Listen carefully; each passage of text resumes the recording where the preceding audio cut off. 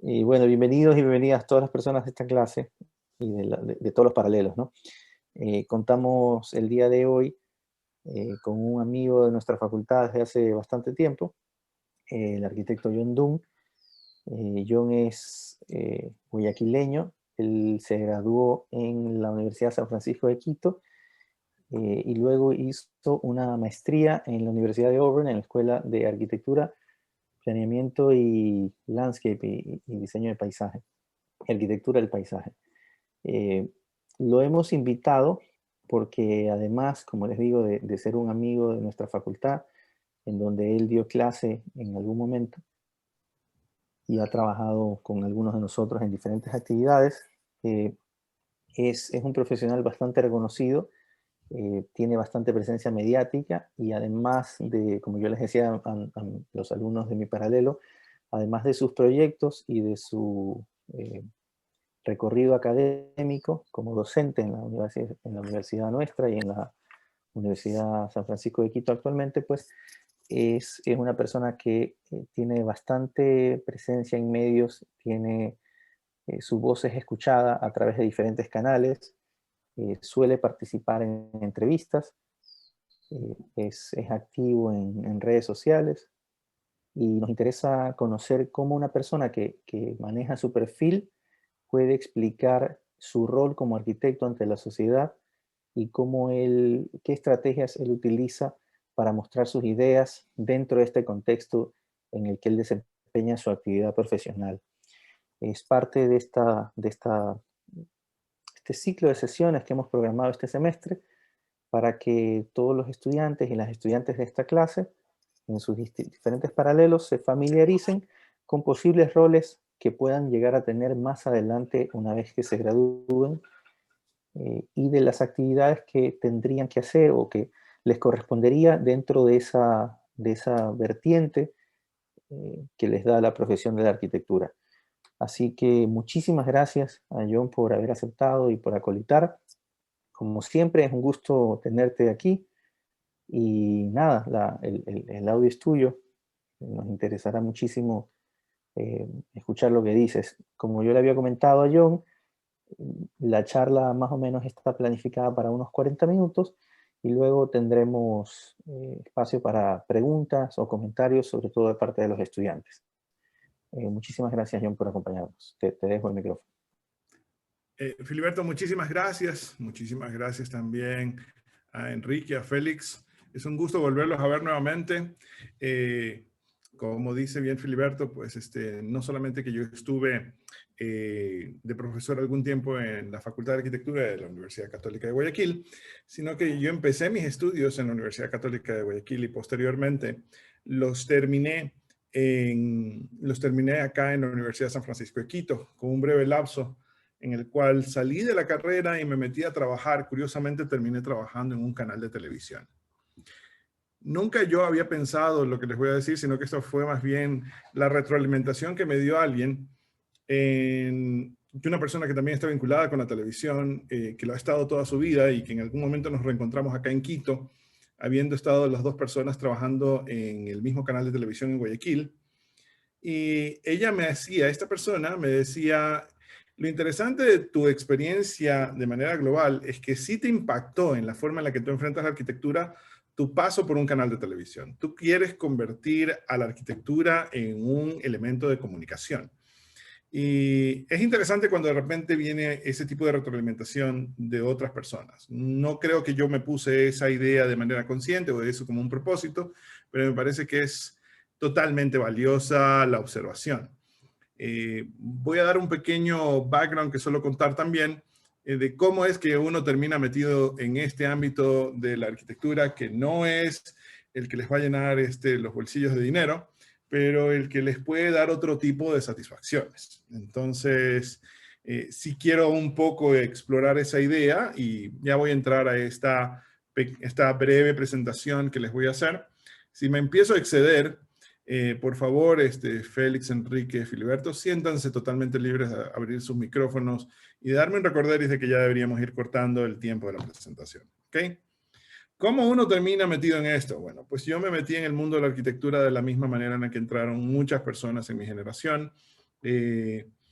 Teníamos una actitud creativa para poder manejar elementos de diseño, y al mismo tiempo, pues a medida que nos íbamos embebiendo en la arquitectura, pues en los años 90, pues también nos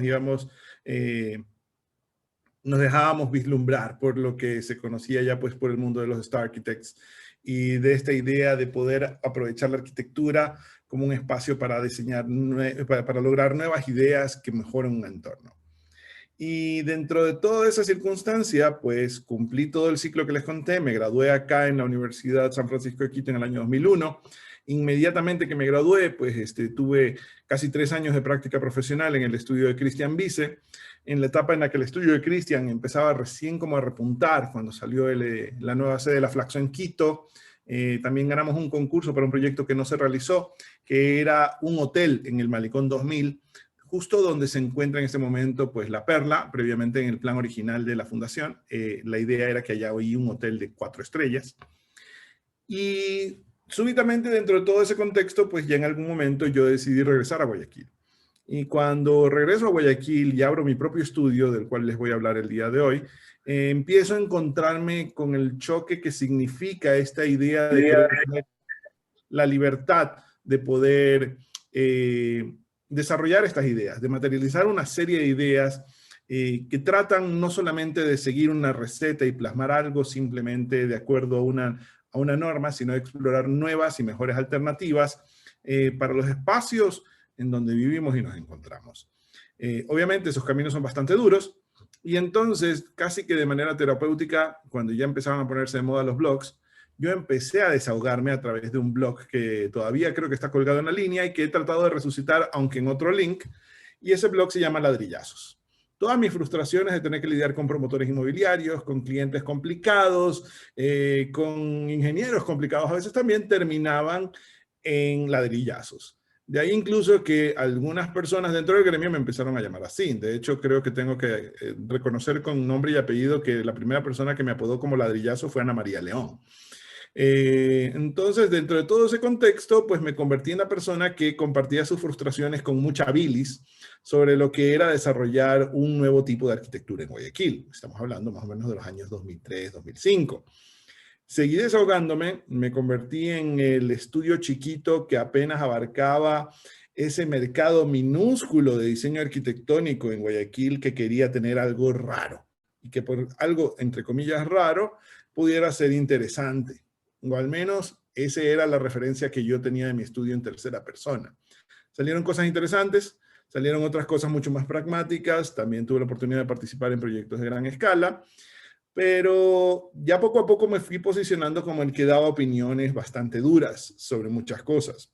Y eso poco a poco me fue posicionando hasta que tuve la evolución de que el blog terminó en donde también combinaba cosas de arte, a veces de política, a veces algunas cosas hasta con humor, con bastante cinismo. Hicimos una vez el top 10 de los edificios más feos de Guayaquil, por ejemplo. Y Coro Plaza hace poco estaba recordando ese top 10 en el cual el número 1 era pues el desaparecido Ministerio de Agricultura en la calle Quito. Y bueno, pues ante la ausencia de ese tremendo ganador, en la época en la que tenía una enorme taza de Nescafé arriba como una corona, ahorita el edificio más feo sería, pues, de acuerdo a esa lista, el Hotel Sol de Oriente, que es un muestrario de vidrios, es un catálogo viviente de vidrios de la época de los años 80. Hay un edificio en la Juan Camarengo que vendía porcelanatos que tampoco se queda atrás. Pero bueno, en todo caso hicimos eso, inventamos un premio también para la arquitectura más fea, así como el SAL, este movimiento de arquitectura latinoamericana, inventó el premio Atila. Yo decidí seguir su mal ejemplo y puse el premio Calígula para el Ecuador. Entonces, uno de los que de repente ganó ese premio fue la Asamblea Constituyente de Montecristi del año 2007-2008. Y recién, 9 años más tarde que entré al blog, encontré que el autor de esa obra me manda unos comentarios, le voy a decir en pocas palabras, que se metió creo que con 5 generaciones de mi familia materna. Pero bueno, en todo caso, todo esto termina convirtiéndose en que de repente el diario El Universo, con quien yo tenía siempre una proximidad, colaboraba a veces con sugerencias y asesorías para el suplemento dominical, que podemos tratar de arquitectura, que no podemos tratar. de repente me ofreció la línea de la columna de opinión. Y bueno, mantengo todavía pues esa columna de opinión.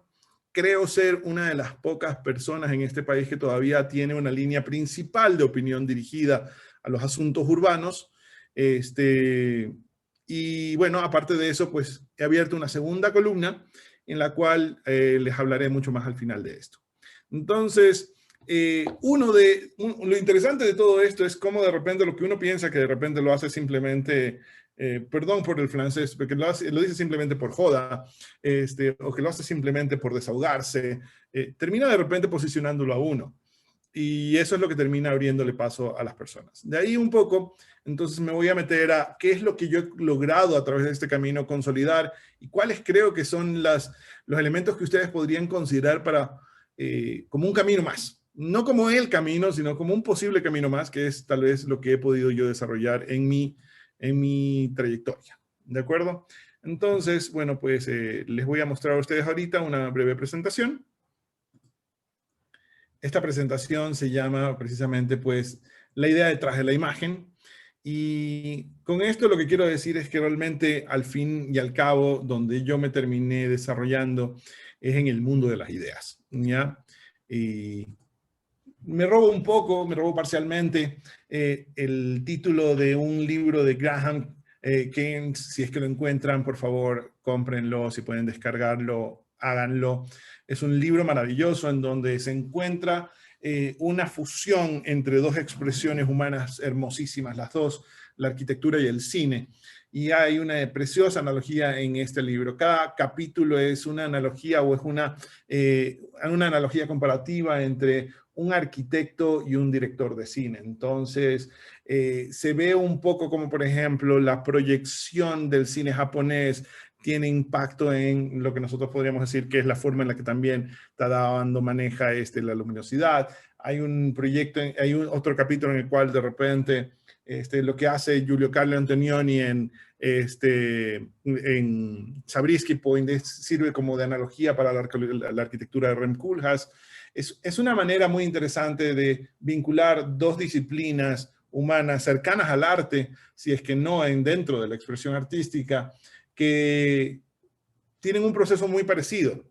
Jean Nouvel hablaba de que son artes hermanas, en el sentido de que las dos no se dirigen directamente hacia el objeto artístico que crean, sino que recurren a un elemento previo para la materialización del mismo. Nosotros recurrimos al plano, a la proyección arquitectónica, sea esta ortogonal, isométrica o con perspectiva y fuga, mientras que el cine tiene que recurrir al guión, al storyboard y a este tipo de cosas, ¿ya?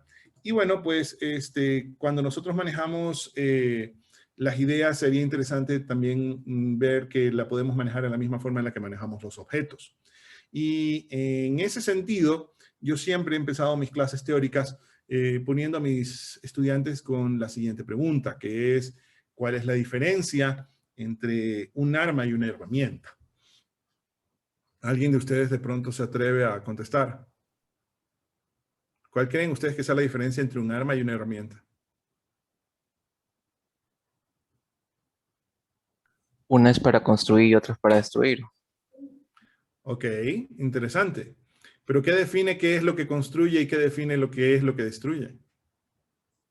La forma en cómo lo usa. Exactamente. Lo que define la naturaleza del objeto no es el objeto en sí. Lo que define la naturaleza del objeto es la moral del usuario, ¿ya? Es decir, yo puedo de repente tener algún problema con que no encuentro las llaves de mi casa, pero si tengo un Smith & Wesson 38 como la que está abajo a la izquierda en ese recuadro, posiblemente con eso puedo pegarle un tiro a la puerta justo donde está el pomo y entro.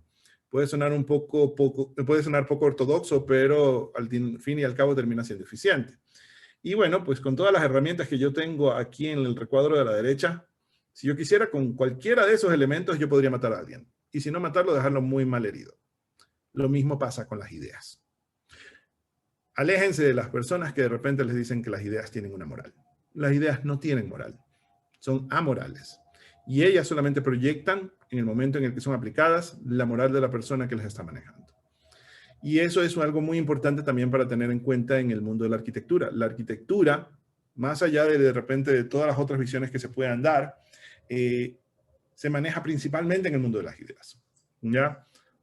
Discrepo de manera muy respetuosa, pero muy abierta y muy frontal con aquellas personas que de repente en este mundo les vayan a decir que la arquitectura es solamente un aspecto que tiene que ver vinculado con la construcción, y que incluso aquellas personas que de repente son más tajantes y dicen que lo que no está construido no es arquitectura, bueno, yo prefiero discrepar con eso, porque para mí, en toda la historia de la arquitectura ha sido fundamentalmente sobre ideas que tienen un propósito, y ese propósito se ha mantenido tajantemente inmutable desde sus orígenes hasta la actualidad.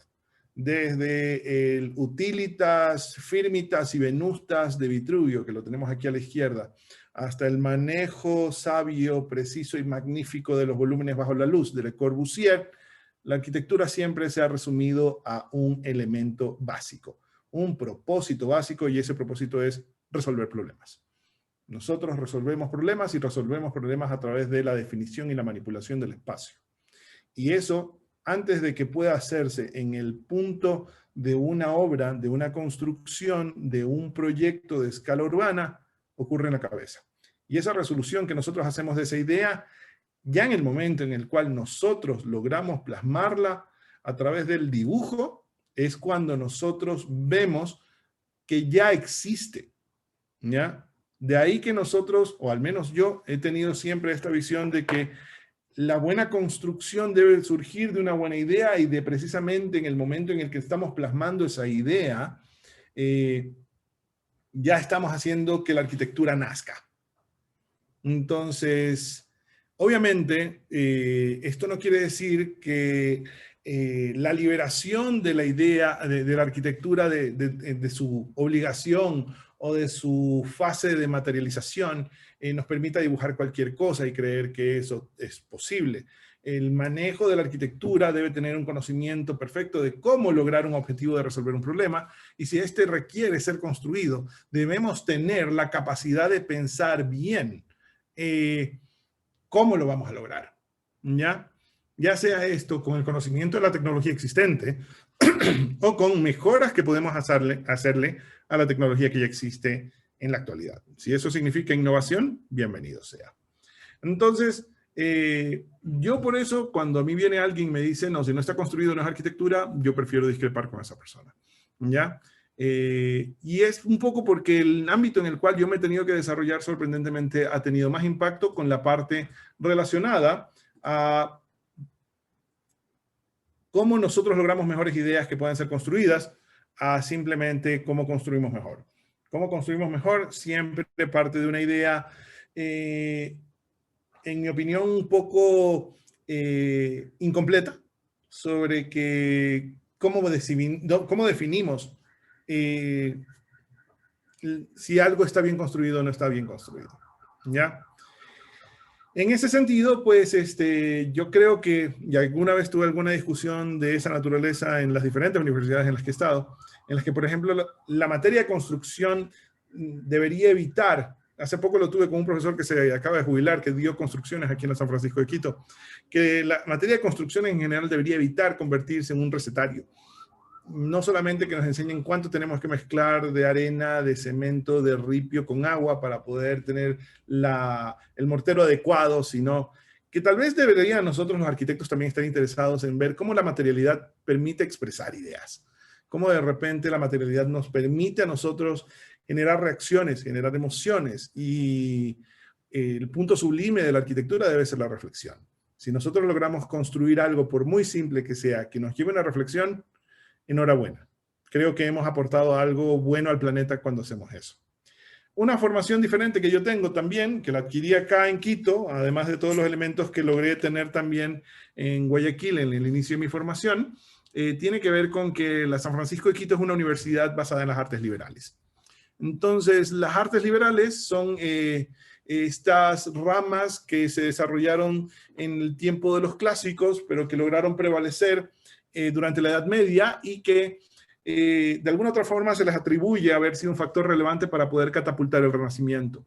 Este conocimiento básico en el cual pues la educación de las personas de manera general estaba dividida en dos etapas, en el trivium y en el quadrivium. El trivium, siendo mucho más básico, tiene el interés de poder expresar o de permitir a la persona la capacidad de pensar y de pensar bien. Enseña gramática, enseña lógica y enseña retórica. La gramática entendiendo a la lengua como el material básico, el ladrillo con el que nosotros formamos el pensamiento. La lógica como el uso adecuado del pensamiento y la retórica como el elemento que nos permite compartir y persuadir a los demás de nuestros pensamientos.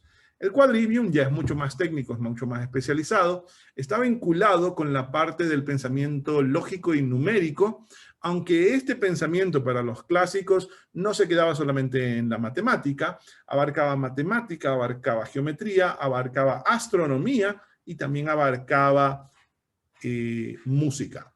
Para los antiguos clásicos la música estaba vinculada al pensamiento matemático y creo que no estaban muy lejos de la realidad en ese sentido. Pero mucho más allá de todo eso, la idea de poder estructurar un pensamiento de manera correcta y adecuada también permitía que tú pudieses tener un apego a una de las ramas que está vinculada a la retórica en el trivium, que es la ética. Yo estoy convencido totalmente de que la arquitectura debe ser una carrera, una profesión de principios. Y que nosotros tenemos una responsabilidad ética ante la sociedad de la que somos parte, en la misma forma en la que nosotros, en la misma forma en la que un médico también tiene esa responsabilidad. Dije que resolvemos problemas. Nosotros tenemos la responsabilidad de mejorarle la vida a las personas a través del espacio que definimos, sea este privado, sea este público. Incluso a veces mejoramos o perjudicamos la vida de las personas que no están consideradas como usuarios inmediatos de nuestros proyectos. También lo hacemos con esas personas que de repente no son parte de él. Un buen proyecto que de repente tenga una capacidad de mejorar un barrio a través de su fachada, puede mejorarle la vida a la persona que vive al frente o que la pasa al frente todos los días. Así también como la puede mejorar, también la puede perjudicar. Y entonces, bueno, dentro de esta idea de esta aproximación que yo he tenido siempre de las ideas como un elemento relevante, me apoyo o me sostengo un poco en esto en uno de los libros menos considerados de Le Corbusier, pero sin embargo uno de los que más me ha impactado a mí, que me parece que es mucho más interesante, que es La casa del hombre de Le Corbusier. Le Corbusier pues trata un poco el manejo no solamente de la arquitectura, es un proyecto, es un libro que habla mucho más de la escala urbana, pero un poco esta idea de que de repente la arquitectura debe tenerle o darle una prioridad mucho más fuerte también al mundo de las ideas, aparece en la parte final de este libro, en la cual Le Corbusier hace un planteamiento académico muy interesante. Él dice que la arquitectura, tal y cual como la conocemos, debería dividirse en dos carreras. Y que la arquitectura debería ser la que maneje, lo que es el uso y la proyección y la producción de ideas, y que a la que se encarga de tener la sensibilidad de la materialización y de la construcción, a esa deberíamos convertirla en una segunda carrera aparte, y a él le llama el maestro mayor. Y le quiere dar una categorización mucho más noble a la que nosotros le damos al título de maestro en la actualidad, y convertir al maestro mayor en esa persona con la sensibilidad suficiente para poder y la sabiduría suficiente para poder materializar las ideas. Es una parte bastante interesante dentro de la visión de Le Corbusier en uno de sus libros, que entiendo yo que es uno de sus últimos libros. No sé si el último, pero debe haber sido construido en uno de los últimos años de su vida. Entonces, dentro de todas esas condiciones, les voy a hablar un poco de lo que durante 10 años hicimos en mi oficina y cómo fue que nosotros manejamos la oficina en ese tiempo.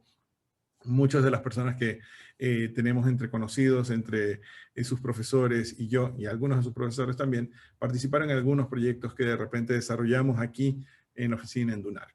Cuando establezco DUNARC en Guayaquil en el año 2003, también como que inconscientemente establecimos ciertas ideas o ciertas aproximaciones con las cuales nosotros manejamos estos proyectos. En una ocasión, una persona en común me definió como que estas eran las características que tenían los proyectos que teníamos en tu oficina. Y me lo dijo de una manera en la cual yo me quedé como que extrañado diciendo, ¿qué acaso cuando trabajaste en tal otra oficina las cosas no se hacían así? Y me decían, no. Simplemente diseñábamos y si estaba bien diseñado y si se veía bonito, pasaba. pero para mí una de las cosas que siempre me pareció indispensable es que cualquier proyecto que surgiera de la oficina debía tener un concepto. Y el concepto casi siempre puede venir a través de el cuestionamiento, la idea de que tratar de encontrar, si es que es posible, una manera de mejorar un diseño ya preconcebido. Es decir, cuando se nos dice que las unidades de vivienda deben tener tantas habitaciones, que deben tener tantos elementos, tantos equipamientos, a veces es interesante cuestionar eso de ahí. Había hace algunos años atrás una persona que se ganó un Travel Grant en el GSD de Harvard, una chica española, que su exploración era interesante porque su planteamiento, su hipótesis a descubrir a nivel de diferentes viajes en el mundo era qué tan indispensable es que la casa del siglo XXI tenga una cocina. Qué tanto las culturas en esos tiempos pre-pandemia podían vivir sin la necesidad de una cocina. ¿Es acaso la cocina tan indispensable como lo era cuando empezábamos a ver las casas de los años 50? No lo es. Bueno, no he podido ver el desenlace de ese trabajo final, pero me parece que como un cuestionamiento me parecía un elemento muy interesante. Entonces esa idea de tratar de seguir las cosas como una norma, como algo preestablecido, que ya termina en el American Standard o en el Neufert, en algún momento es interesante cuestionarlo y pensar qué se puede hacer cuando nosotros logramos librarnos de esto como un elemento obligatorio, sino como un punto de partida. De ahí la otra cosa que nosotros veíamos es que la arquitectura tiene que ser versátil. Si no es versátil, la arquitectura muere cuando muere su función. Me parece que ya la discusión entre forma y función ya es caduca y en ese sentido, perdón.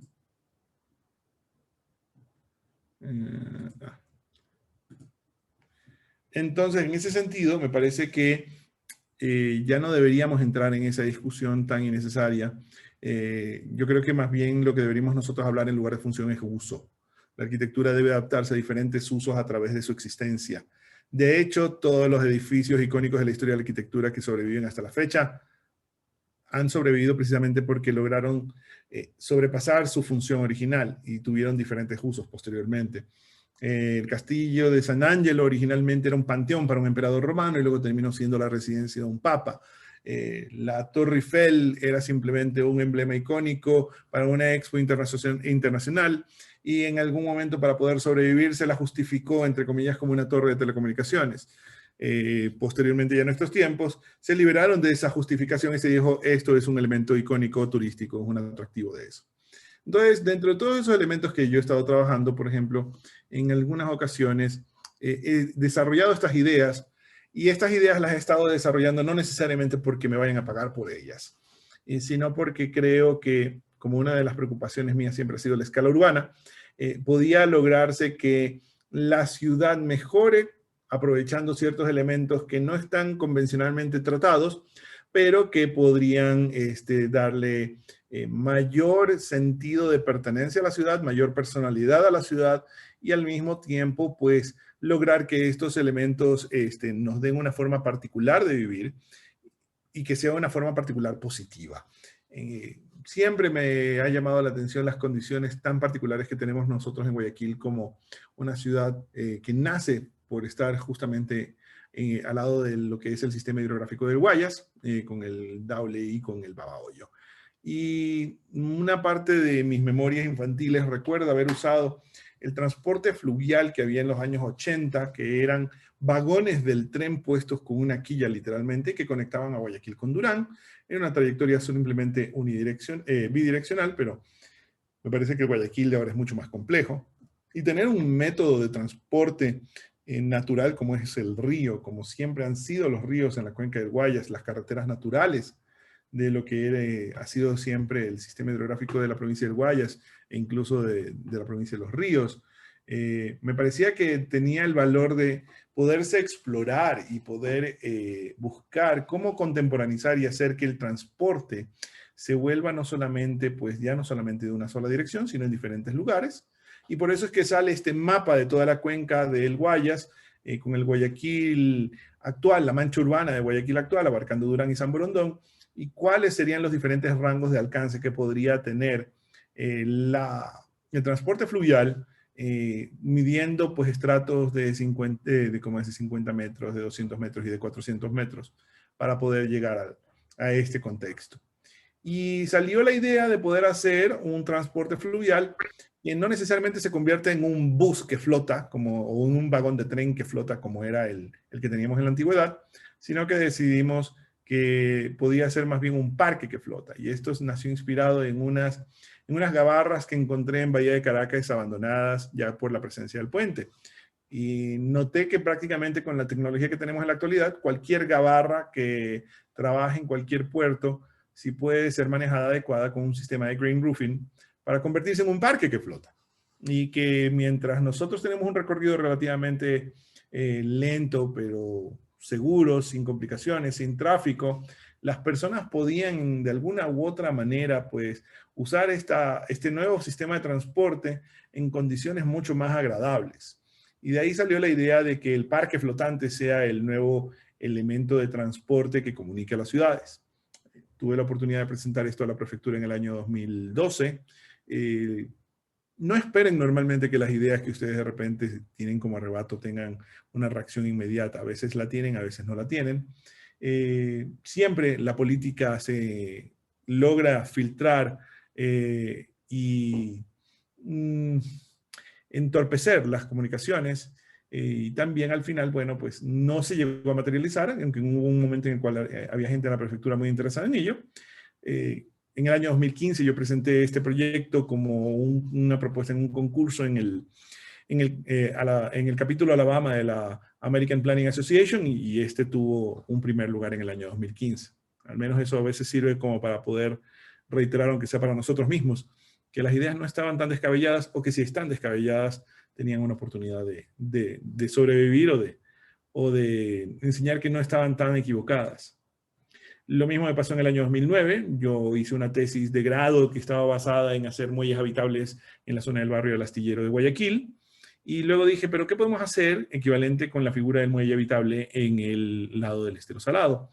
Y en el año 2009 desarrollé esta figura que era el muelle habitable, en donde hago un muelle que está más destinado a servir de espacio público, de conector con el estero, de un elemento de rescate del estero, y también un espacio que tenga la capacidad de soportar vivienda. Entonces, este muelle tiene una estructura sobredimensionada, en donde las unidades de vivienda prácticamente se insertan, o sea, adhieren a la estructura, y esto servía para poder eliminar el problema de la tala de manglares o la ocupación y el relleno como presencia de los asentamientos causados por palafitos en toda la zona del sur y suroeste y la isla Trinitaria en el estero. Entonces, las limitaciones para esto eran básicamente peso y volumen de la casa.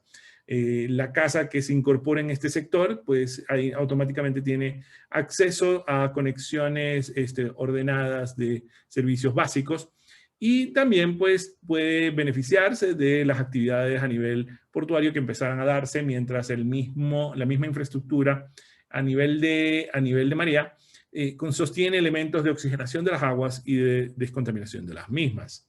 Entonces, la visión final era que todos estos espacios ocupados por las casas en palafito y que poco a poco se van rellenando, sean adosadas a los muelles para que esos espacios nuevamente puedan ser recuperados y dados nuevamente al manglar. Este concurso, esta idea la desarrollé en el año 2008 y en el 2009 la presenté en la Web Architecture Community y tuvo una mención de honor, es decir, estuvo entre las 50 ideas escogidas a nivel mundial.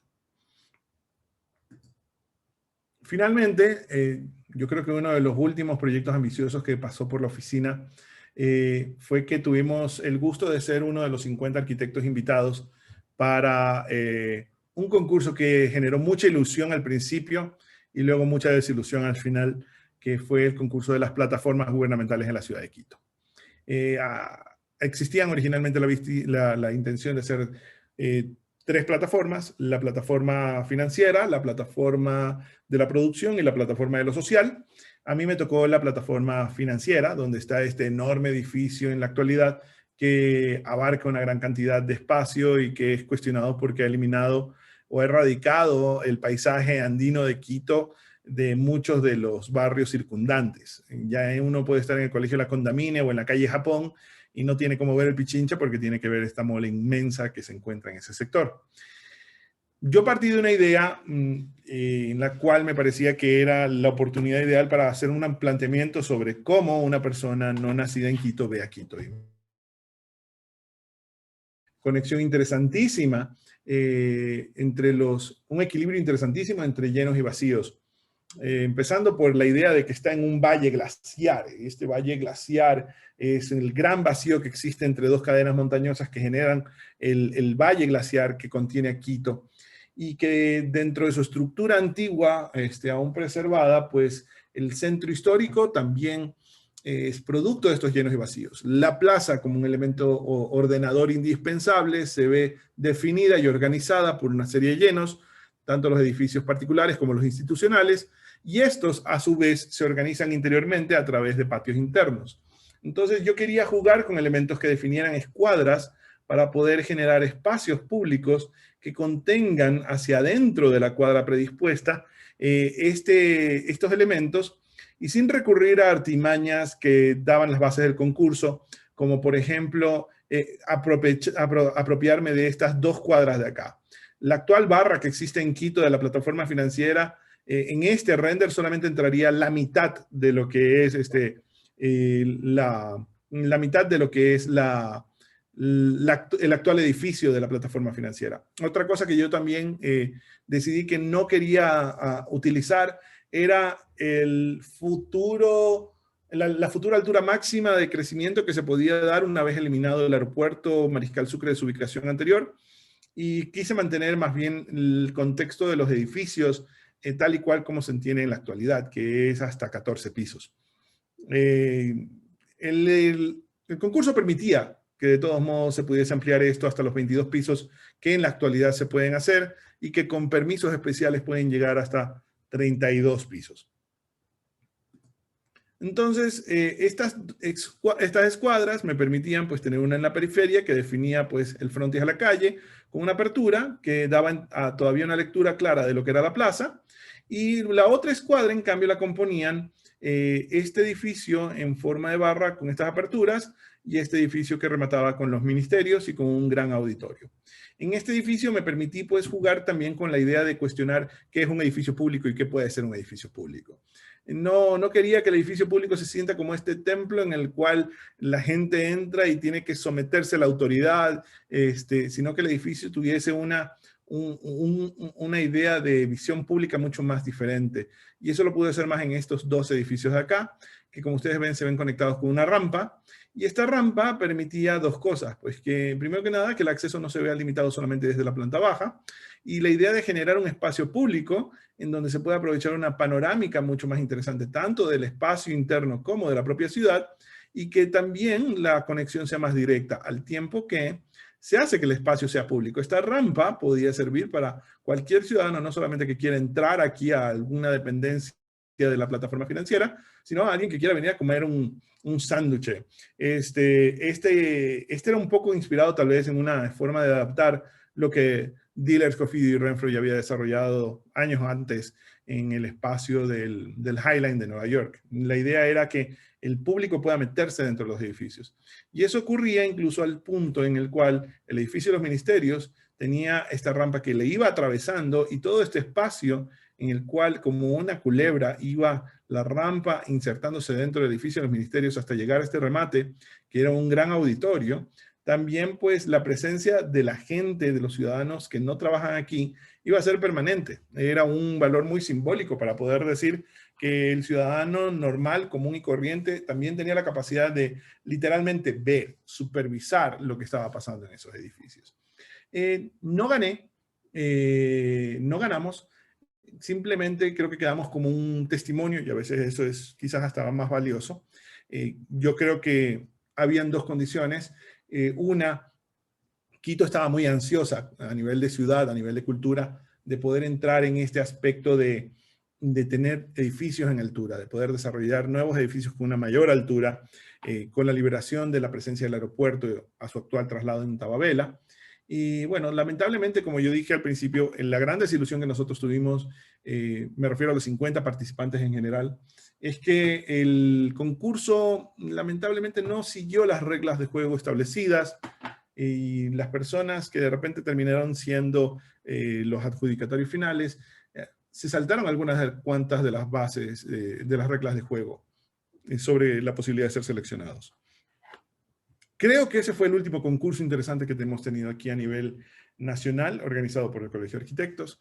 Y es una pena porque la herramienta del concurso como un elemento mejorador de la ciudad no debería perderse. Yo creo que debería todavía tratar de rescatarse y lograr que esto, pues, de alguna u otra forma se convierta en un medio para el debate de las ideas de lo que necesitan nuestras instituciones y nuestras ciudades. Pongo aquí también otra cosa muy chiquita, muy insignificante, porque no todos los proyectos son edificios de ministerios, no todos los proyectos son parques, ya sea que floten o no floten.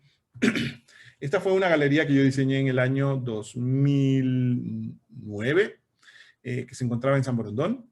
Luego, esta galería se trasladó a Plaza Lagos, hice también ahí una propuesta para ese mismo edificio, o sea, hice el diseño de esa misma galería también. Pero acá, en cambio, el primer espacio de esta galería, que era la Galería No Mínimo, tenía que enfrentar ciertas dificultades porque era un espacio mucho más reducido. Queríamos lograr que hayan espacios para aulas, para las oficinas administrativas de la galería, pero que éstas, al no dar a la ventana, no perdieran su luminosidad. El problema que había es que cuando queríamos evitar que se pierda la luminosidad, también estábamos perdiendo el espacio de exhibición de pinturas. Entonces, ¿cómo arreglábamos la capacidad de poder tener la capacidad de exhibir cuadros en paredes que son de vidrio esmerilado? Entonces, ahí surgió esta figura en la cual nosotros, de piso a techo, cada cierto tiempo establecimos unos cables tensores, y estos cables tensores, a través de agarraderas de pernos de presión, nos permitían colgar cuadros. Ya solamente con este tipo de ideas ya estamos yéndonos más allá del sí se puede o el no se puede, porque la norma me dice que tengo que poner un muro sólido aquí, o sacrificar la luminosidad de los espacios interiores simplemente para poder tener mayor espacio de exhibición de obras de arte. Entonces, simplemente con este pequeño cuestionamiento de cómo logramos resolver esto sin usar de excusa la norma para decir no se puede o sí se puede construir, empiezan a salir cositas interesantes. Siempre trato de recurrir mucho a esta idea porque precisamente si es que ustedes van a manejarse en el ámbito de la arquitectura se diferencia de los demás, de las demás carreras del diseño, precisamente porque tiene esta capacidad de saltar a diferentes escalas. Uno de los arquitectos del Team TEM, no me recuerdo cuál, fue el que estableció, dijo esta cita de que un arquitecto puede diseñar desde una cucharita hasta una ciudad. Ningún otro diseñador estaría en capacidad de poder hacer eso. Y yo creo que la forma en la que enfrentamos problemas como los que les he mostrado anteriormente, también tienen cierta situación equivalente cuando tenemos que enfrentar la etapa constructiva, que incluso podría para muchas personas no ser ya arquitectura, sino un elemento que podría manejarse a través del diseño de interiores. Ahí vale la pena recitar también y recordar cuando Walter Gropius dice que la diferencia entre diseñar un edificio y una silla no está en la intensidad, sino en el grado del diseño. Entonces, eso nos quiere decir la minuciosidad con la cual nosotros entramos a diseñar debería ser un poco la que nos muestre cómo nosotros resolvemos lo mismo, pero con la misma intensidad en diferente grado. ¿Ya? Entonces, lo que de repente nos preocupa en el edificio, que puede ser el curtain wall, puede ser cómo va a funcionar los sistemas de circulación vertical. Aquí pueden ser las juntas, las uniones, etcétera, etcétera, etcétera. Y bueno, una pared no necesariamente tiene que ser simplemente 15 centímetros de diferencia, que están compuestos de bloque y de lucido y de empastado y pintura. Nosotros deberíamos tener esta capacidad de poder reflexionar sobre eso cada día. Y es interesante cuando de repente a un taller de diseño arquitectónico se le cambia un poco el factor de tener que manejar eso como un estándar y se dice, bueno chicos, ¿qué pasa si es que de repente ahorita no vamos a tener estructura de hormigón, sino que vamos a manejar muros portantes de piedra? ¿O qué pasa si de repente la arquitectura va a manejarse en madera? Es interesante cuando de repente logramos que esa sea la base del diseño y que no sea necesariamente el uso del objeto arquitectónico finalmente. Yo he tenido la oportunidad un poco de explorar eso aquí en la universidad y también pues con el taller de verano que manejamos nosotros en Galápagos, en donde tenemos que enfrentar situaciones arquitectónicas que no necesariamente se resuelven con proyectos edilicios. Entonces, eso es un poco lo que quería compartirles a nivel de ideas. ¿Cómo estoy de tiempo, mis estimados amigos? Oye, te iba a escribir un mensaje directo diciéndote que estabas ahí a punto de concluir con el tiempo. Así Ok. que estamos perfectos. Bueno, esto es un poco lo que tenía yo a nivel de lo que hemos desarrollado aquí. Y de manera muy rápida, ya para terminar, les iba a mostrar cuestiones ya más bien a nivel de investigación académica. Yo estoy investigando en la actualidad el impacto que tiene la logística portuaria en Guayaquil con relación a su morfología urbana. Mi investigación a nivel urbano siempre está dirigida en aspectos de morfología urbana y de economía urbana. Entonces, cómo el puerto condiciona a la ciudad. Estoy en una etapa de desarrollo de este proyecto con el Politécnico de la San Francisco de Quito también. Está dando resultados interesantes que incluso yo no me estaba esperando. Y bueno, en algún momento quiero expandir este proyecto también a otras ciudades puerto en el Ecuador y en Latinoamérica. Entonces, eso es un poco lo que les puedo mostrar. En Quito, en cambio, la discusión que tenemos tiene que ver sobre cómo hay esta dualidad de dos ciudades o de dos eventos urbanos, el sur de Quito y el norte de Quito, diferentes en su comportamiento económico y en su comportamiento cultural. Y lo interesante es cómo estas dos reaccionan de maneras diferentes al centro histórico de la ciudad. El centro histórico se convierte en un punto de encuentro, aunque ambas ciudades ya no usan al centro histórico de la misma manera. De ahí, bueno, pues esto es un poco lo que hemos estado desarrollando con los talleres a nivel del taller de Galápagos. Esta es una propuesta dentro de un área de desarrollo de visión de las ciudades de Galápagos, donde nuestro tema es mucho más la preocupación de el desarrollo humano y urbano en áreas naturales protegidas. Este taller lo manejamos con universidades de Australia, de Estados Unidos y de España. Ha dado productos interesantes durante los 8 años que hemos estado ya trabajando con este proyecto. Y bueno, pues un breve paso que yo tuve por el municipio de la ciudad de Quito como asesor, en donde estuvimos hablando de diferentes alternativas en el caso del Parque Bicentenario. El servicio público tiene sus satisfacciones y también tiene sus exageradas frustraciones. Y bueno, pues lo último que les iba a decir, además de la columna de opinión que tengo yo en el diario El Universo, ahora ha empezado una segunda columna en la revista digital BR, de la cual yo soy miembro del consejo editorial. Y bueno, pues en esta aquí finalmente logré hacer algo que nunca antes había pensado que podía compaginar. Y es que en esta aquí estoy con una columna que se llama Arquitecturas Parlantes, y en esta columna yo estoy dedicándome específicamente a la redacción de crónicas de historias vinculadas con la arquitectura. Es decir, dos puntos de interés míos siempre han sido la narrativa y la arquitectura. Y por primera vez, nunca antes, o sea, ya con una pata en casi los 50 años, a mis 47 años, recién empiezo a explorar y a combinar estos dos intereses. Y está dando resultados interesantes. Estoy vinculando lo que es el mito que surge de manera tradicional a través de la arquitectura, la leyenda que existe normalmente detrás de un arquitecto, de un edificio. Hay muchos de estos elementos que empiezan a aparecer y que se vuelven muy, muy interesantes. La figura de la arquitectura y del cine también ocupó una de mis crónicas anteriormente. Ojalá pues ya con el paso del tiempo esto se pueda hacer un pequeño compendio y una pequeña publicación. Ya para terminar, de manera muy corta les cuento que cuando mi padre me preguntó a los 13 años qué quería hacer yo no le dije que quería ser arquitecto, yo le dije que quería ser escritor. Y terminé casi que metido en la arquitectura porque mi papá, que era abogado, me dijo, entonces vas a ser un muerto de hambre si eres escritor. Y bueno, pues uno muy influenciado por el padre en ese momento dice, no, pues yo no quiero morirme de hambre. ¿Qué sé hacer aparte de escribir y de contar historias? Sé dibujar, ok, me voy a ser arquitecto. Pero todo lo que les he contado, sobre todo con la parte que les conté al principio, tiene esa particularidad de que al final, por más que yo no quise ser escritor, y por eso me hice arquitecto, terminé escribiendo sobre arquitectura y terminé usando a la narrativa para poder plasmar las ideas que me parece que son el alma de la buena arquitectura y que deberían serlo. Entonces, también ahí queda la moraleja de que por más que ustedes quieran callar lo que ustedes son, no lo van a poder hacer. Lo que ustedes tienen para hacer siempre va a salir a flote y va a dirigir sus vidas de alguna manera o de otra. Yo terminé siendo escritor de arquitectura y ejerciendo, yo me atrevería a decir que incluso ejerciendo la arquitectura a través de la escritura. Eso es lo que puedo compartir con ustedes. Muchísimas gracias. Muchas gracias, John. En verdad, súper interesante ese paneo por toda tu carrera. Me gustaría abrir el foro para las personas que quieran hacer preguntas. Pueden alzar la mano o escribirlas en el chat para eh, leerlas y que John pueda compartir sus pensamientos al respecto.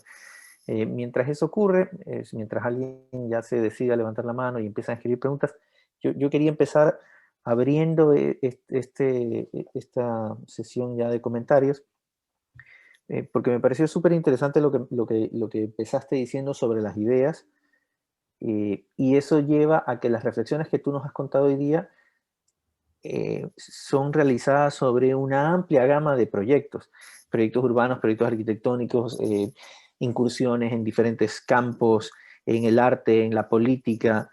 Entonces, quizás la pregunta sería, ¿cómo una persona que se dedica a comunicar ideas relacionadas con la arquitectura, de alguna forma restringe su campo de acción, que quizás es una tarea más difícil, en comparación con, por ejemplo, una persona que es constructora y pues, construye casas todos los días y se mantiene en un mismo set de ideas, ¿no? ¿Cómo no perderse al trabajar con ideas?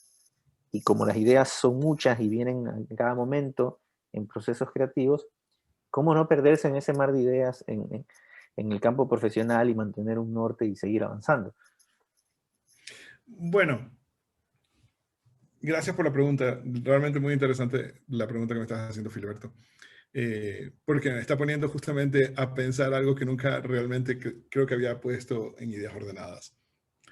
Yo creo que uno de los elementos que te mantiene siempre con una constancia cuando te manejas en algo tan abstracto como puede ser la idea en sí, es el hecho de que, como dije anteriormente, las ideas deberían tener su equivalente o su forma de ser plasmada dependiendo de la escala.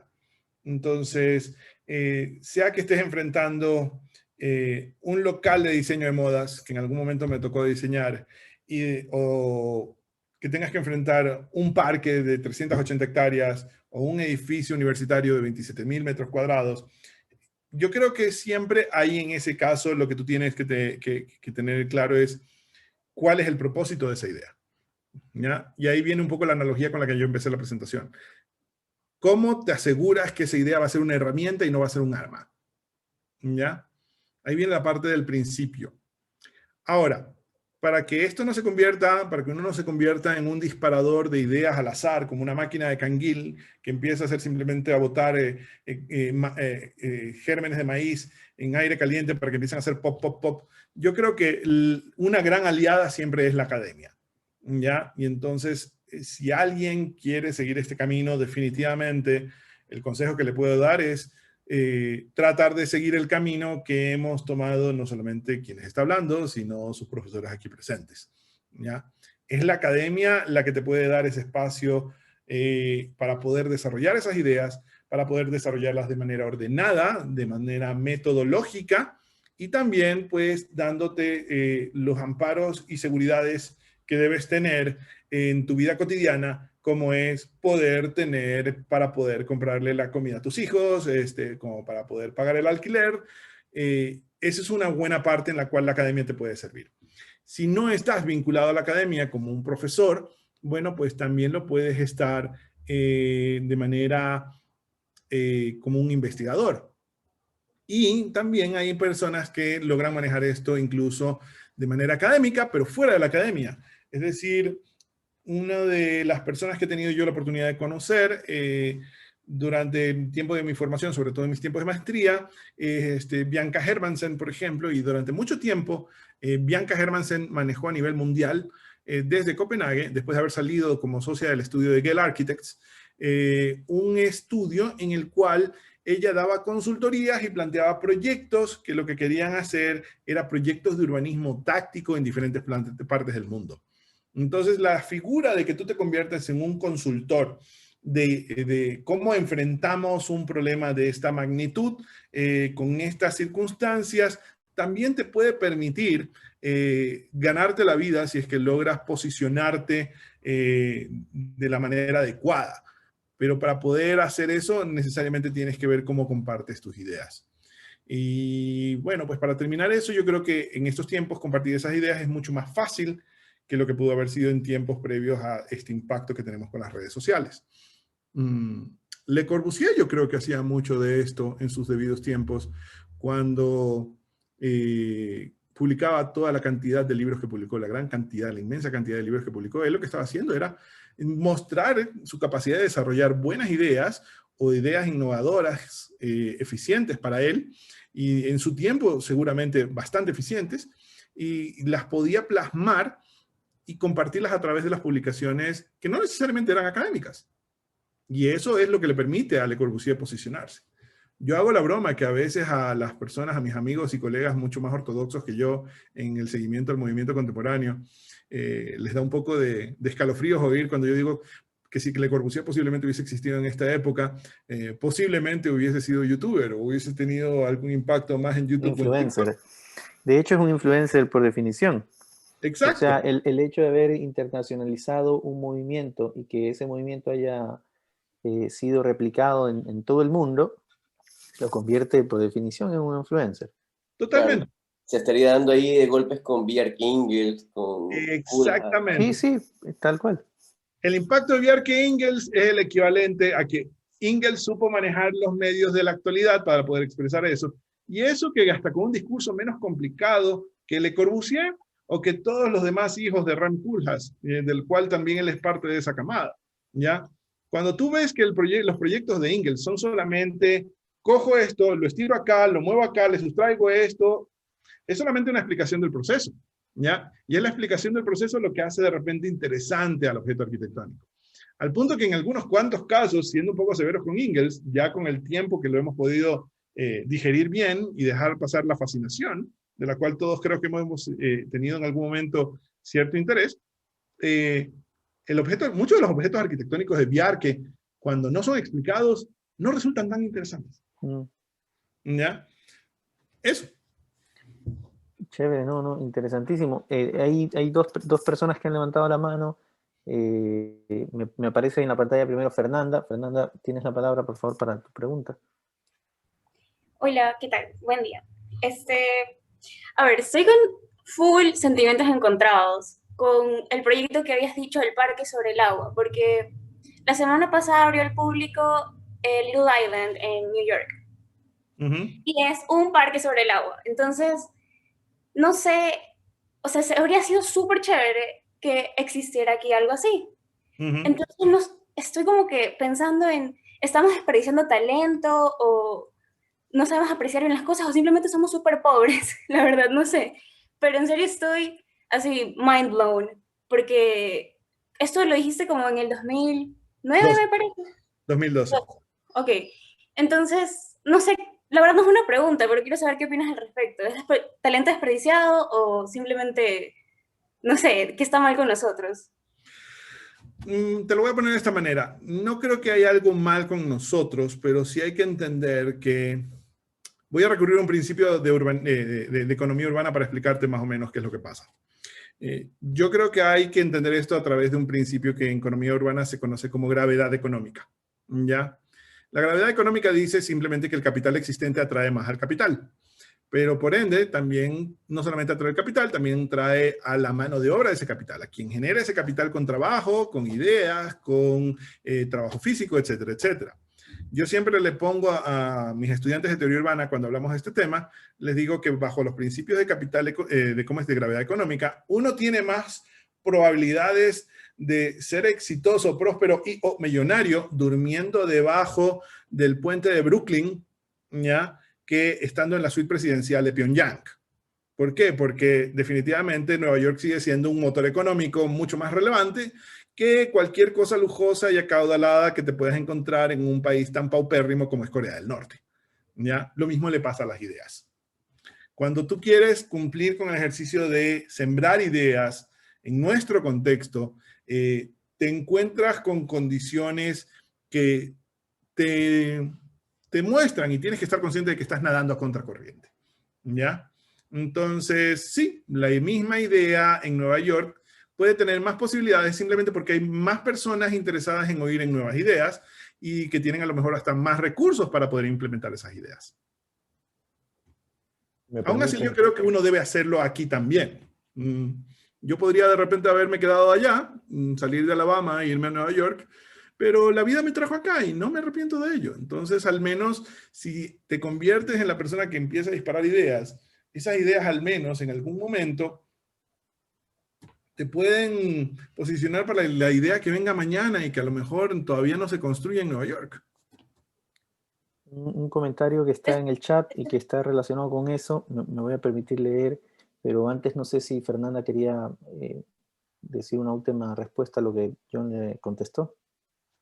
No, está bien. Sigue la siguiente persona. Gracias. Adrián Cárdenas. Perdón un momento. Sí, un comentario, una frase simplemente que yo quiero complementar hacia lo que dijo John.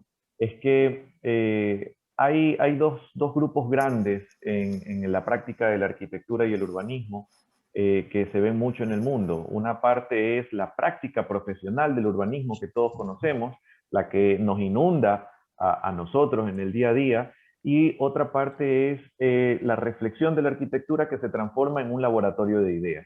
Y yo creo, y siempre lo he considerado John así, un laboratorio de ideas, y lo ha demostrado ahora a través de los proyectos que ha presentado, y en muchas ocasiones este laboratorio de ideas, estos laboratorios de ideas se ven disminuidos por la cantidad de proyectos y arquitectos que se dedican a la práctica profesional y al mercado, local, internacional, como sea. En nuestra realidad local, estos laboratorios de ideas, primero que son escasos, y por eso hay que valorarlos, han sido siempre los que han tenido mayor reto para hacerse presentes en el mercado local o en el medio. En otros países, debido a su escala, su magnitud, su cultura o cualquiera que sea el motivo, han tenido un poco más de presencia. Tanto es así que las empresas más grandes de arquitectura del mundo tienen su rama de laboratorio de ideas también, tienen sus laboratorios arquitectónicos, sus laboratorios urbanos, y están muy asociados con la academia, que no es una condición sine qua non de su existencia, pero aportan muchísimo. Y el mercado, en otros lados, han sabido valorar esto. En nuestro mercado local todavía estamos, yo creo, con algunos pasos por avanzar, pero creo que esa, a mi criterio, es la explicación un poco más clara de por qué estos laboratorios de ideas o estas ideas que ha presentado John ahora no han tenido o no tuvieron en su tiempo la repercusión que han tenido ahora. Creo yo que es eso. Y ahí lo único que yo creo la respuesta hace un momento de la falta de concursos. El hecho de no tener aquí implementado el tema de los concursos de arquitectura, nada, todos estos laboratorios de ideas pues al final quedan en nada, si no hay esa capacidad de... Bueno, hoy hay el Instagram y hay todas estas plataformas que lo posicionan a uno y lo hacen más visible a uno. Creo que ayudaría mucho, pero es la falta de concursos de arquitectura que nosotros no hay aquí en Ecuador. Ahí me permito complementar también, Enrique, lo que estaba diciendo Félix, sobre que la situación nuestra como gremio va a ser cada vez mucho más competitiva. De lo que yo he podido ver de los dos mercados, de Guayaquil y de Quito, bueno, nosotros siempre hemos tenido que lidiar sobre el camino cuesta arriba que tiene el joven profesional recién graduado para empezar a meterse dentro del mercado y tener que luchar contra las vacas las vacas sagradas de la arquitectura ya establecidas, tanto localmente en Guayaquil como en Quito. Quito ahorita tiene una condición mucho más adversa, ¿ya? Que al principio parecía que podía ser interesante, pero no lo es. Y es que ya no solamente tienes que pelear con las vacas sagradas de la arquitectura de acá, las locales, sino que ahorita tenemos una firma inmobiliaria que está trayendo Star Architects. Entonces, el mercado inmobiliario en Quito es una locura, y es una locura en el mal plan, en el mal sentido de la palabra. En el sentido de que ahora no solamente compites con personajes reconocidos en su trayectoria localmente, sino que de repente compites con Jean Nouvel. Con el mismo Biarc. El mismo Biarc que tiene 2 edificios acá.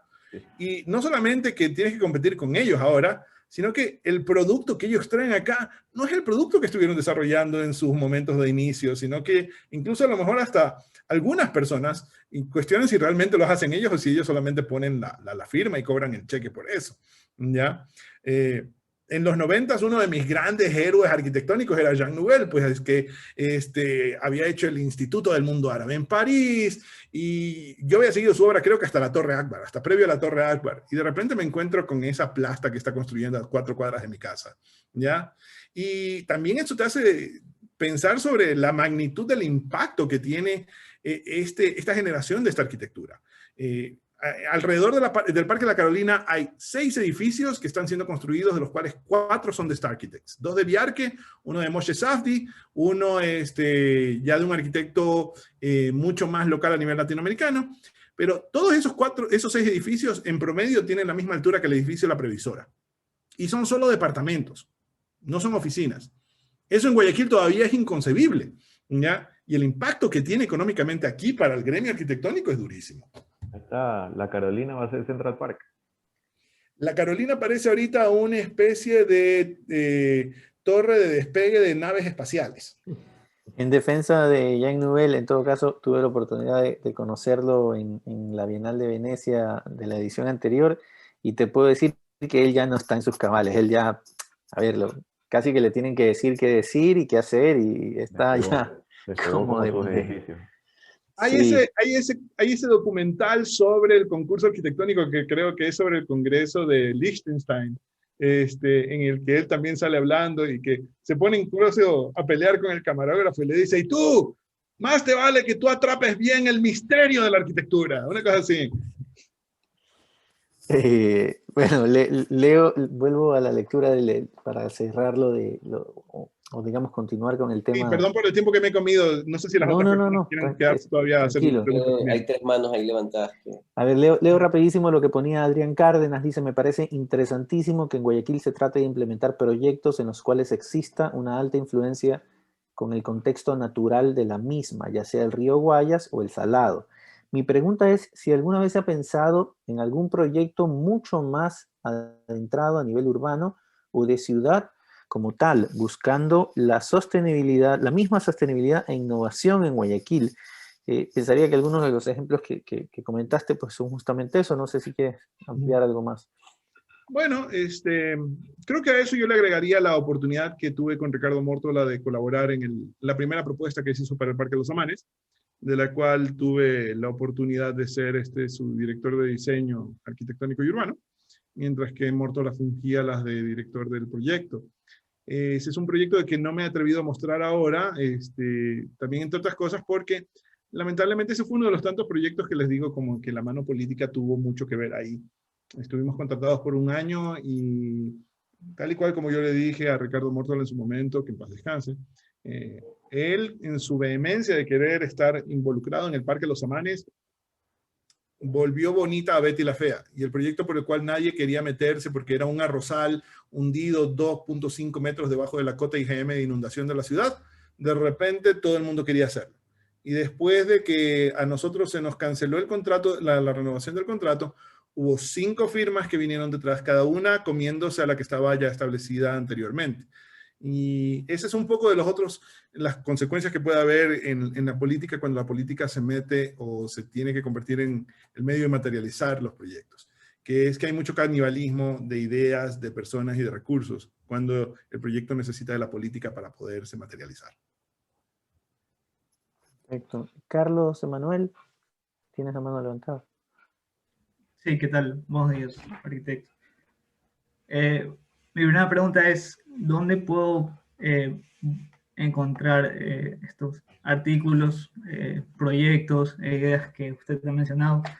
Y la otra es si nos puede dar algún consejo como estudiantes y ya también como arquitectos para mantener esa capacidad de seguir reflexionando y de tener nuevas ideas, porque yo creo que eso se ve mucho al inicio de la carrera en los primeros años de diseño 1, diseño 2, que se trabaja un poco más la creatividad y la imaginación y de ir un poco más allá de la norma, y eso ya se va perdiendo a medida que uno avanza en la carrera. O sea, ¿qué consejos nos puede dar para mantener esa creatividad y esa capacidad de volar, si se puede decir, pero aterrizada ya aquí, o sea, a la realidad, a un contexto real?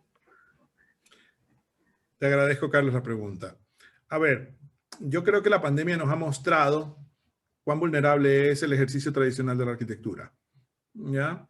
Yo he tenido amigos que mientras yo estaba dando cátedra, ellos tenían diseños de interiores, remodelaciones. No hablemos de las personas que diseñan edificios. ¿Ya? Y de repente, cuando vino la pandemia, una colega mía graduada conmigo en mi promoción aquí en la San Francisco de Quito, para sobrevivir tuvo que vender tigrillos. Así de simple. Tenía que llevar, ella y sus hijos tenían que llevar tigrillos a domicilio. Muchas personas tenían ese contexto similar. Entonces, dentro de lo que yo creo que tenemos que entender, lo que yo les diría a todos ustedes, es que la arquitectura cada vez necesita menos arquitectos para poder plasmar edificios. ¿Ya? Y lamentablemente nosotros los arquitectos le hemos cedido mucho de nuestro territorio a nuevas figuras que a veces entorpecen nuestro ejercicio en vez de mejorarlo. Y eso tiene que ver principalmente con figuras como, por ejemplo, el promotor inmobiliario. Y entonces, de repente, porque tenemos que sacar tenemos que hacer que el objeto sea mucho más redituable, porque no somos nosotros quienes manejamos los factores numéricos para hacerlo redituable, de repente nos encontramos con que se nos dice, no. La segunda habitación de este tipo de departamentos tiene que ser de 3 metros por 1,90. Yo no creo que ninguna persona vaya a contratarnos después de que nosotros hagamos una habitación de 1,90 m por 3. ¿Ya? Entonces, más allá de refunfuñar de que hemos perdido territorio, porque sí lo hemos hecho, y creo que también lo hemos hecho por culpa nuestra, porque hablamos de arquitectura solamente entre arquitectos, creo que ustedes deben entender que la profesión, el ejercicio de la profesión que van a tener ustedes va a ser muy distinto al que hemos tenido sus profesores y este servidor.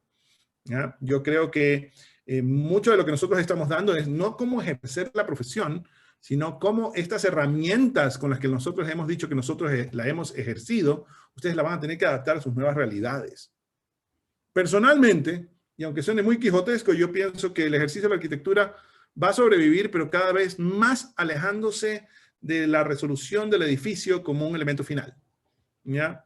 Creo que la herramienta del design thinking, que está muy de moda ahorita, lamentablemente, pero que no tiene ni las raíces ni la madurez que la arquitectura le podría dar, puede abrirnos un camino. De repente, lo que nosotros vamos a diseñar no tiene que ver con un edificio, tiene que ver tal vez con cómo vamos a resolver los niveles de ineficiencia en una organización de una empresa, aunque no parezca. El taller de Galápagos, que tenemos ya 8 años, no se preocupa por resolver un edificio, sino cómo logramos resolver problemas que de repente pueden traer un beneficio en vez de un perjuicio. En ese taller hemos visto cómo, por ejemplo, los chicos enfrentaron el problema de que la isla de Santa Cruz tenía agua salobre y que esa agua salobre que tenía estaba con serios problemas de contaminación, porque al ser roca volcánica fragmentada, pues los pozos sépticos se resquebrajaban y filtraban las fuentes naturales de aire y las contaminaban. En Santa Cruz uno no puede usar el agua del grifo ni siquiera para lavarse los dientes. Uno tiene que usar agua embotellada para lavarse los dientes. Entonces, hubo un grupo de chicos que dijo, bombeemos agua del mar a la parte más alta de la isla, dejemos que ésta caiga por los canales naturales que han generado las lluvias, que se decante de la sal, y cuando esto se va decantando de la sal puede ser aprovechada tanto para que se filtre en tierra, como para que ya a nivel de la costa, donde está el asentamiento principal, que es Puerto Ayora, tenga tal vez un mayor probabilidades de consumo. Hubo otro grupo de chicos que dijo, tenemos un problema serio con las manchas de plástico en Galápagos. No solamente llega la basura del continente y de los barcos pesqueros del continente. En Galápagos llegan residuos y productos plásticos provenientes de Filipinas. ¿Ya? Y de repente un grupo decidió, ¿y por qué no ponemos naves recolectoras de plástico que nos permitan aprovechar y reciclar ese plástico? Y hagamos souvenirs con impresoras 3D que sepan aprovechar ese plástico. ¿Ya? Entonces yo creo que la arquitectura no solamente tiene que ver con el edificio. La arquitectura es una forma de pensar. Es una forma de pensar de manera espacial para resolver problemas. Y esa capacidad de diseñar soluciones no solamente tiene que verse limitada a un edificio. Entonces, poco a poco ustedes van a tener que abrir campos que sus profesores y yo no conocemos. Paul, que tienes levantada la mano. Sí, la verdad me parecieron muy interesantes sus propuestas arquitectónicas como los parques flotantes y el del astillero. Sin embargo, yo creo que también es una lástima que esas ideas innovadoras, como ya había hablado Fernando también, no puedan realizarse porque dependen de decisiones políticas. Por otro lado, para usted, ¿cómo podría definirse una buena arquitectura en nuestro país? Y se me hizo interesante preguntarle también de cuál sería para usted el top 3 de los mejores edificios en Guayaquil. Yo solito me puse esa soga al cuello. Bueno, a ver, yo creo que la buena arquitectura debe ser aquella que no solamente quiere quedarse en diseño, ¿ya? Y cuando digo diseño no me refiero a que sea solamente que se construya, sino que la buena arquitectura debe siempre ser una solución, ¿ya? Yo me atrevería a decir o establecer un parámetro en el cual la arquitectura, la estética del objeto arquitectónico está también en su calidad de resolución del problema. Es difícil que una arquitectura que ha resuelto bien un problema se vea mal, ¿ya? Me parece que un proyecto que resuelve bien un problema sí tiene la capacidad estética de expresar esa resolución y decir, lo resolví bien. Y así también, el que está preocupado solamente por ser un buen proyecto arquitectónico desde un punto de vista meramente estético, queda expresado totalmente como una fachada y como una especie de tramoya de escenografía y nada más. Eso en cuanto a la arquitectura. Yo creo que hay muchos problemas. La oportunidad que no se han dado cuenta muchas personas en Guayaquil es que sí, Guayaquil tiene un montón de problemas, pero esos problemas son nuestras oportunidades precisamente de poder hacer una arquitectura. Quisiera buscar un término más allá del término propio, ¿ya? Una arquitectura propia. Pero si es que queremos encontrar una arquitectura propia, tienen que empezar por resolver nuestros problemas y no simplemente por tomar algo de otro lado y tratar de ponerle unas adaptaciones a nuestro contexto, a nuestro nivel de humedad, a nuestra radiación solar.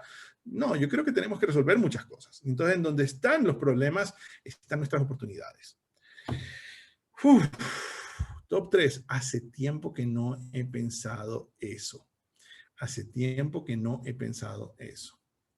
Y es más, en algún momento lo puse y lo plasmé. Creo que no están todavía muy afectados los edificios que en su debido momento puse como los mejores edificios logrados en mi blog. Creo que todavía sigo teniendo objetos arquitectónicos que yo vinculo con los arquitectos que me parece que tuvieron esa linda época, esa época de consolidación de la arquitectura en Guayaquil. Francesco Macaferri definitivamente para mí es un precedente atemporal sumamente valioso con el Palacio Municipal y con muchas otras de sus obras. Pero personalmente me inclino más por los edificios diseñados por Alamiro González. Me parece que son muy bien logrados. El edificio Santi Esteban tiene una plástica preciosa, al mismo tiempo que creo que sus resoluciones también son totalmente válidas. Yo creo que hay que un poco aprender de esa vieja guardia que no debería perderse en el contexto urbano, sino que debería de vez en cuando ser rescatada también como un precedente valioso. A mí me parece que, por ejemplo, una cosa que yo sí creo que Guayaquil debería un poco rescatar y asimilar como tiene Quito. En Quito se le da mucho valor a las primeras personas que empezaron a plasmar la arquitectura moderna y siento que a veces Guayaquil todavía no lo logra. Sí, es verdad que a través de las gestiones de personas como Florencio Comte, ha habido un rescate histórico de la arquitectura, pero yo creo que ese rescate todavía no llega al valor arquitectónico, sino que se queda en lo histórico todavía. Es un gran primer paso, pero el siguiente gran paso que hay que dar es quiénes vinieron después de esa relevancia histórica y cómo impactó ese cambio de ese redescubrimiento histórico a nuestra conciencia arquitectónica.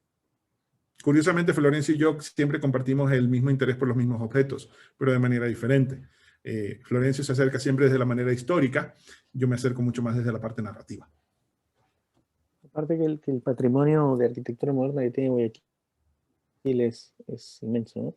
Sí, yo creo que tienes sí. la mano levantada también.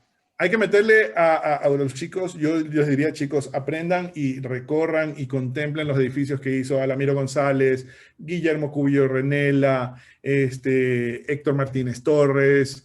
Hay cosas muy interesantes ahí. Hay cosas muy interesantes y que todavía están de pie, que valen la pena ser visitadas. Cintia. Sí, buenos días.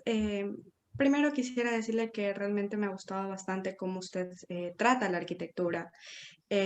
Otra cosa es que quisiera comentar es que yo cuando entré a la carrera yo realmente no sabía nada de arquitectura y más era por los medios, porque por ejemplo tú ves en la televisión que hay comentaristas acerca de la nutrición, de la política, economía, medicina, leyes, y más o menos tú entiendes a dónde se dirigen las cosas. Entonces cuando por ejemplo sales del colegio y dices, ok, quiero ser abogado, sabes que es un abogado, para qué se dedica un abogado y todo lo demás, porque es algo común en el medio, porque ya te van entrando desde pequeño, escuchas en la televisión, ves en el periódico, en las redes sociales, pero realmente uno no sabe qué es arquitectura, porque no te lo dicen. Yo cuando salí del colegio, yo no sabía qué era arquitectura, yo realmente pensaba que era construcción con un poco de arte. Esa era mi idea de arquitectura. Y yo le preguntaba a un profesor, yo le preguntaba a otra persona, yo realmente no tengo arquitectos alrededor de mi familia ni nadie, y nadie me podía decir, o sea, realmente nadie me podía decir que tenía que buscar en internet qué es arquitectura. Y terminé obviamente cogiendo ingeniería civil porque me confundí, realmente. Cuando estaba en ingeniería civil me di cuenta que no era lo mío y me cambié a arquitectura. Después de unos semestres de que he estado dándome cuenta, justamente una cosa que me impactó bastantísimo, que usted comenzó la charla, es que arquitectura es una idea. Y o sea, esa ya es como que escuchando bastante con todos los semestres y esa ahorita es mi definición de arquitectura. No sé si después vaya a seguir cambiando, pero mi idea ahorita es que arquitectura es una idea para manejar el espacio. Obviamente al inicio, cuando comencé la carrera, la arquitecta Claudia, que falleció, nos decía que era arte, que era ciencia, que se encargaba de diseñar, de construir edificios. Y yo, ok, estoy pensando bien, o sea, entré con una idea correcta. Arquitectura es construir edificios con arte. Pero después de como ya me di cuenta que hay que diseñar, hay que pensar en el espacio, y vi cómo arquitectura fue cambiando de poquito en poquito. Y mi familia todavía no entiende. Yo intento que me ayuden a ver algún edificio para que entiendan o comento y mi familia se queda como, ¿qué están viendo? ¿Qué estás diciendo? Porque no tienen una idea de qué es arquitectura en sí. Yo le digo, es que sí, mire el contexto del lugar y mi papá se queda como que, ¿de qué está hablando? ¿Qué me está tratando de decir? En cambio, una amiga le viene a decir de leyes, de una se interesan porque se siente como más en confianza con esas materias, con esa forma. Y mi pregunta sería, ¿es cierto? ¿Cómo sería la forma que debería llegar la arquitectura a personas que no conocen de este tema? Por medio de los medios, como usted estaba diciendo que se trataba usted de la comunicación o toda esa cosa, esa es mi pregunta.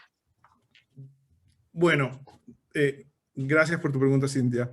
Sí, yo creo que una de las grandes faltas que tenemos nosotros los arquitectos desde el movimiento moderno es que empezamos a hablar de la arquitectura solamente entre nosotros. Ya nos volvimos groupies de nuestro propio trabajo y empezamos a hablar de Le Corbusier, de Mies van der Rohe, de Louis Kahn, solamente entre nosotros y de sus ideas solamente entre nosotros.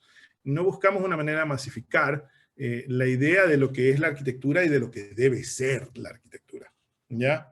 En ese sentido, tal vez porque está más en la cotidianidad, en la relevancia de la vida pública, las leyes, la economía, la medicina lo han logrado, no han perdido ese vínculo con el cliente, con el usuario, con el ciudadano promedio.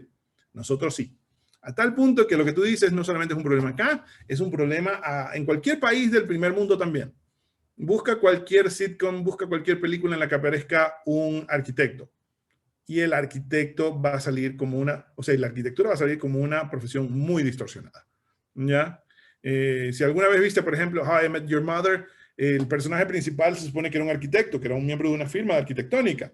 Y de pronto simplemente es tener cosas medias raras que son maquetas y nada más. Lo mismo pasa casi en la mayoría de las películas, incluso en las cuales son hasta importantes para nosotros. En 1948 se hace la película del Manantial, una obra que escribe Ayn Rand basado un poco en la vida de Frank Lloyd Wright. Y la forma en la que Gary Cooper expresa lo que es la arquitectura es totalmente incompleta, caricaturizada, ¿ya? Entonces sí, tenemos ese problema y yo creo que tenemos que aprovechar generando opinión pública, y en estos tiempos es mucho más fácil generar esa opinión pública. Puedes hacer un podcast, puedes hacer un canal una cuenta de Instagram que muestra arquitectura. Yo hace poco me dediqué a resucitar la idea de Dunark, al menos como marca de discusión de arquitectura. Y en vez de que se convirtiera la cuenta de Instagram de mi estudio en un portafolio de fotos o de dibujos hechos en el estudio, lo primero que empecé a hacer fue como pequeños manifiestos de lo que creo que debe ser la arquitectura. Los primeros 7 o 8 uploads que puse fueron dirigidos a qué creo yo que la arquitectura debería ser. Y recién después, semanas después, fue que puse el primer proyecto que subí yo, que fue el estudio de artes escénicas Albert Paulsen, que lo diseñé yo. Creo que podemos concluir con la última pregunta de Belén Marmolejo, que tiene levantada la mano. Sí, pobrecito. Tomarnos todo el día. Belén, por favor, pregunta. Ya, buenos días. O sea, bueno, lo que iba a preguntar ya más o menos me lo estuvo respondiendo a lo largo, pero sí me gustaría como que comentar lo de la parte en lo que nos empezó a hablar sobre la forma, y ya no como función, sino como uso. O sea, yo creería que esta pandemia también como que nos dio a pensar en que, por ejemplo, muchas familias, no sé, bueno, en mi caso, de que somos bastantes aquí, todos debemos recibir clases online, y a veces las casas se convierten como en un cyber, por así decirlo, y no hay espacio, no hay un lugar, porque, no sé, se convierte en escuela, en colegio, en universidad, y cada uno tiene como que hablar y todo eso. Entonces, yo creería que también nos pondríamos como que a pensar en que no caer en esa monotonía de diseñar, sino que, por ejemplo, una casa ya tiene que tener cocina, comedor, y así, o sea, llega como que ya lo establecido como lo que es, sino que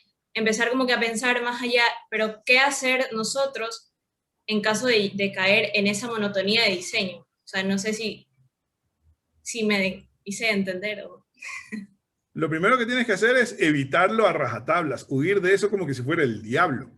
Y bueno, ver también que los problemas son oportunidades para el arquitecto. El arquitecto, así como el chambero necesita meterse en la basura y ver qué puede encontrar de valioso, yo creo que el arquitecto encuentra mucho potencial de trabajo en lo que muchas personas ven como un problema, porque te conviertes en el solucionador de ese problema, o deberías convertirte. Entonces, en cuanto a la situación que tenemos por la pandemia, vale la pena un poco citar esa frase de Aldo Rossi. Aldo Rossi dijo que cuando las ciudades tienen que enfrentar desastres, no inventan nuevas tecnologías, pero que establecen y posicionan tecnologías ya inventadas y no usadas. Yo creo que después de tanto tiempo que hemos tenido el Skype, que hemos tenido el Meet, ya ahorita el Zoom se convirtió en algo normal. Yo ahorita, por ejemplo, estoy diseñando 2 casas en la península de Santa Elena en este momento, y si yo hubiese querido decirle a estas personas, ¿sabes qué? Hagamos la reunión por Zoom nomás para que yo no tenga que viajar hasta verlos a ustedes. Me hubiesen visto con una cara de qué perezoso este man. O sea, ¿para qué quiero tener a alguien tan vago haciendo mi casa? Ahorita, en cambio, no. En cambio, yo puedo estar en Guayaquil de pronto en algún momento y la reunión sigue siendo por Zoom. Y lo que tú has dicho es muy interesante, porque en las nuevas condiciones de vida que nos ha dejado el COVID y que vamos a tener todavía como una alternativa viable después de que superemos el COVID, van a hacer que tú cuestiones cómo va a ser la nueva casa después del COVID. Yo creo que muchos de los trabajos que vienen ahora son o remodelar casas y adaptarlas a estas nuevas necesidades, o generar nuevos productos de vivienda en los cuales, como tú has dicho, el espacio de trabajo para la conexión tipo cyber, quizás no tan mundanamente, pero las casas van a tener mucho más relevancia, la casa va a tener mucho más relevancia en cuanto al espacio de trabajo. El estudio va a ser un estudio mucho más importante, mucho más relevante que la sala, tal vez. ¿Ya? Y en ese sentido también, bueno, a lo mejor muchos, dependiendo de cuál es el target al que le quieres ofrecer una vivienda, a lo mejor No creo que la cocina desaparezca, pero se vuelve mucho más minimizada, porque si es que tienes cómo, a lo mejor simplemente vas a depender del Globo, del pedidos ya, del delivery. Que es un gran cuestionamiento igual al programa arquitectónico de la concepción moderna de vivienda. Exacto. Que en la actualidad se fue en ácido con el COVID, pero que ya el Internet había puesto en crisis. Y esto de acá también a la escala urbana también tiene consecuencias. Por Hemos supuesto. estado toda la última década hablando de que debemos disminuir el uso del vehículo, de que tenemos que usar más el transporte público y la bicicleta. Y de repente, por más que nosotros sostenemos todavía este mismo principio por cuestiones de salud y de cuestiones de factor ambiental, la gente regresa a la figura del automóvil como este es el medio en el cual yo me puedo mover sin contaminarme. ¿Cómo vamos a enfrentar esa tendencia empírica de la comunidad versus un conocimiento que nosotros tenemos de un desmejoramiento de la vida a través del uso del auto? Aquí en Quito el problema es cómo logramos que la gente use el metro cuando ya lo abramos y que no se sienta que se va a contaminar con el COVID. Claro, y sobre todo esa necesidad de la ciudad moderna también de trasladarse entre la vivienda y el trabajo, porque eran dos zonas totalmente separadas que ahora se han vuelto a unir por condiciones obligadas, ¿no? Así es. Nada, muchísimas gracias, John, por tu tiempo. Perdón por haberme excedido en el tiempo. No, buenísimo. Es que yo me he quedado con un montón de preguntas y cosas que podría comentar y seguro muchos aquí también. Pero nada, te agradecemos muchísimo por tu tiempo. No puedo prender la cámara porque ya me tuve que mover a otro espacio dentro de una vivienda y estamos así ahora. Así que nada, muchísimas gracias también a los chicos por quedarse hasta después de la hora y por participar con preguntas y comentarios. Félix, Enrique. Nada, bueno, por mi parte agradecer a John, a los alumnos también por las preguntas súper interesantes, la discusión súper interesante. Y como dijo Filiberto, deja mucha tela por cortar en todos los temas que has comentado, ¿no? En la importancia del arquitecto y los medios de comunicación, de cómo hacer la arquitectura más mundana, algo más cercano a las personas.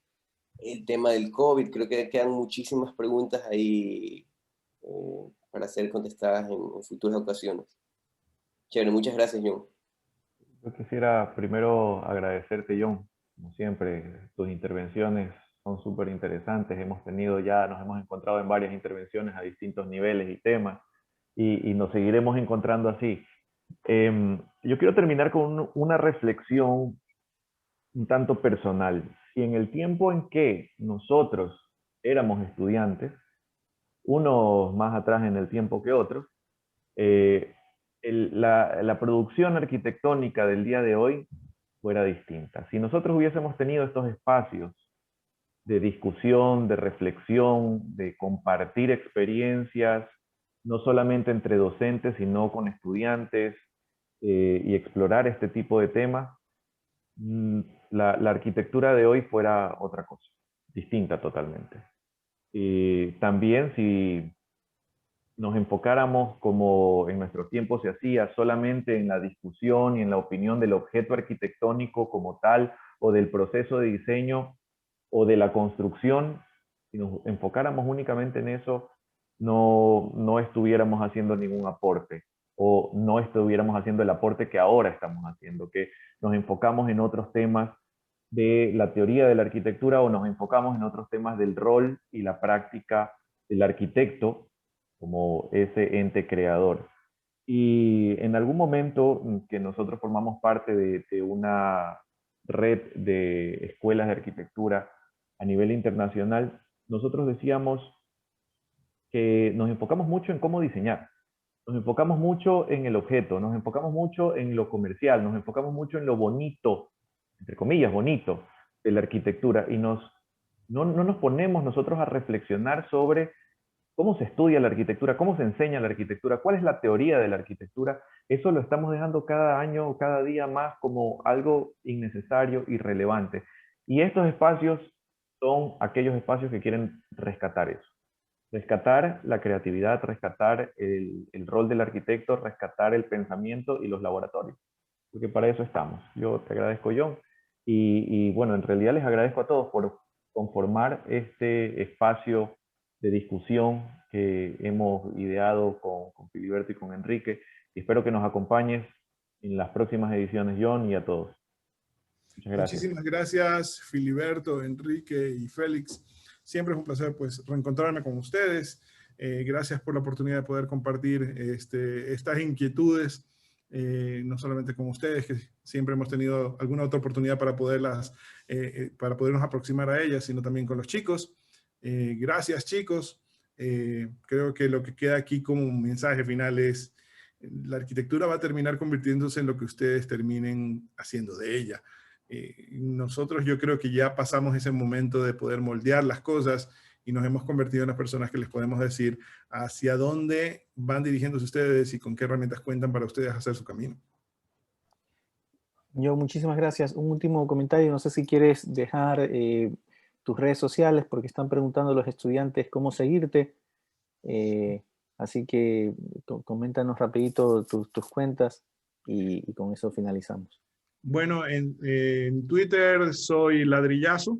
La firma mía es Dunark2, que también tiene cuenta de Twitter. Y bueno, pues la cuenta de Instagram también es Dunark solamente. Y en Instagram mi cuenta más personal es Brickshot, o sea, Ladrillazo en inglés. Tengo una tercera que también es solamente de dibujos, que se llama Sketches by Brickshot. Entonces tal vez esas les pueden servir. No sé si para bien o para mal, pero bueno, ahí están. Muy bien, muchísimas gracias. Estamos en contacto para siguientes oportunidades de discusión, y con los estudiantes pues nos vemos la siguiente sesión la próxima semana. La charla, como queda grabada, pues se la subirá en las redes y en la plataforma que tenemos compartida en Teams, para que luego la puedan escuchar nuevamente. Les agradezco muchísimo por la oportunidad y bueno, pues un placer estar aquí. Chao.